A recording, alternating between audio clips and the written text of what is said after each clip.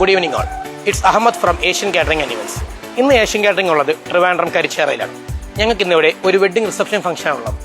അയ്യൂബ് സാറാണ് ഞങ്ങൾക്ക് ഇന്ന് ഈ വർക്ക് ഹാൻഡ് ഓവർ ചെയ്തിട്ടുള്ളത്. ഇന്നത്തെ വിശേഷങ്ങളിലേക്ക് കിടക്കാം.